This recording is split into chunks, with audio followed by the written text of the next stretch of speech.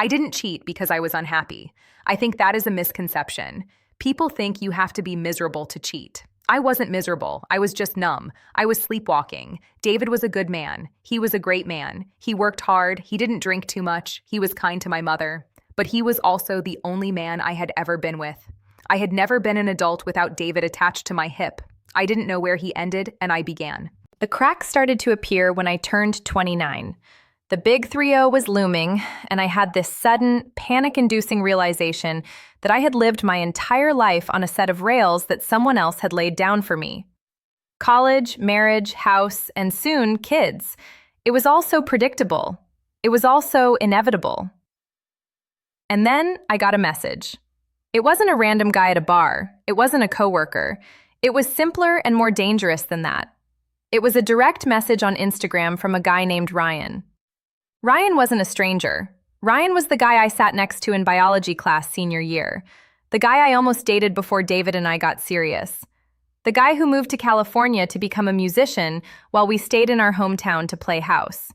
He was the what if. The message was short. Hey, I'm going to be in town next week visiting my folks. Would be crazy to see you. Coffee? I stared at that message for 20 minutes. My thumb hovered over the delete button. I knew I should delete it. I knew that meeting him was opening a door that should stay locked, but I didn't delete it. I typed back, sure, catch up soon. Whispers. I didn't tell David. That was the first choice. That was the first step off the cliff. I met Ryan on a Tuesday afternoon. I told David I was going shopping for paint samples for the dining room. I even drove to the hardware store first and grabbed a few random gray swatches just to have an alibi in my purse. The level of deceit came to me naturally, which scared me. When I walked into the cafe and saw Ryan, I felt a physical jolt in my stomach. He didn't look like the boys in our town. He looked weathered. He looked like he had lived. He was wearing a t-shirt and jeans, but he carried himself with this relaxed confidence that David never had. David was anxious. David was always worrying about the mortgage or the car insurance. Ryan looked like he hadn't worried about anything in a decade. We sat down. We started talking. And for the first time in years, I felt seen. Not as David's wife, not as the girl who works in HR, but as me. He asked me about my writing. I hadn't written poetry since college, but he remembered. He asked me if I ever went to Paris like I always talked about. I said no. He looked at me with this sad smile and said, "Why not? You're too bright to be stuck here." That sentence lodged itself in my brain like a bullet. Stuck here. He confirmed everything I had been secretly feeling. The coffee turned into dinner. I texted David, running late, meeting the girls for a drink. Rushed. Another lie, easier than the first one. We sat in Ryan's rental car in the parking lot of the high school, of all places. It was dark. We were listening to music we used to listen to 10 years ago. It was heavy with nostalgia. It was heavy with regret. He turned to me and said, "I always wondered what would have happened if I asked you out before David did." The air left the car. The windows were fogging up. I looked at him, and I didn't see a threat to my marriage. I saw a life raft. I saw an escape hatch from the crushing predictability of my existence. I kissed him. It wasn't slow, it was hungry. It was like I was trying to devour the last 10 years of missed opportunities in a single moment. I felt 18 again. I felt dangerous. I felt alive. We didn't sleep together that night. I went home. I walked into the house and David was on the couch, folding laundry. He looked up and smiled. "Hey babe, how was it?" I looked at him, surrounded by our towels and our sheets, and I felt a wave of repulsion. Not at him, but at the domesticity of it all. It felt like a cage. I lied again. I took a shower to wash the smell of Ryan's cologne off my skin. I scrubbed until my skin was red. But I couldn't stop. Ryan was in town for a week. That week became the most destructive week of my life. I became a master strategist. I created complex lies to get out of the house. I worked late.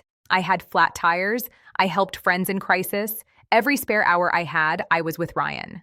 We slept together on the third night, in his hotel room.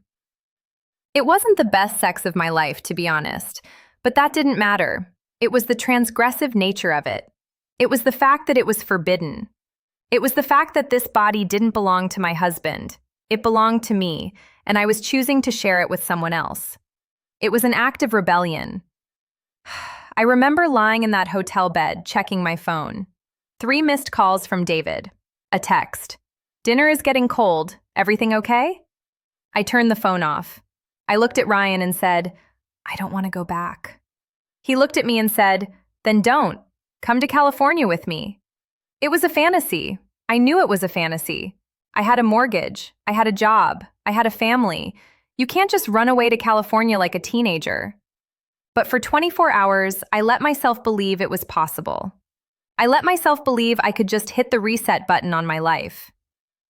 The crash happened on Friday. I had been sloppy. I had been leaving my phone unlocked. I had been distant. David wasn't stupid. He knew something was wrong, he just didn't know what. I came home Friday evening, planning to break it off with Ryan the next day before he flew out. I had decided I would keep the secret to my grave. I would have this 1 week of passion, and then I would go back to being a good wife. I thought I could compartmentalize it. I walked in, and David was sitting at the kitchen table. The paint samples I had bought that first day were spread out in front of him. "You said you bought these on Tuesday," he said. His voice was shaking. "I did," I said, putting my keys down. My heart was hammering against my ribs. "I found the receipt in your car," he said. He held up a crumpled piece of paper. "The timestamp is 4 p.m. You didn't come home until 10 p.m. Where were you for 6 hours, Sarah?" I tried to think of a lie, but my brain was empty. The adrenaline that had fueled me all week suddenly evaporated, leaving me cold and exposed. "And," he continued, tears welling up in his eyes, "your sister called. She asked why you weren't at her house on Wednesday. You told me you were helping her with the baby. You weren't there." The walls were closing in. The silence in the kitchen was deafening. I looked at the man who had held my hand at my high school graduation. The man who had held my hair back when I had the flu. The man who knew every single flaw I had and loved me anyway. And I realized I had murdered him. I had murdered the version of him that trusted me. Whispers. "I met someone," I whispered. I watched him physically recoil. It was like I had punched him in the gut. He doubled over, putting his head in his hands, crying.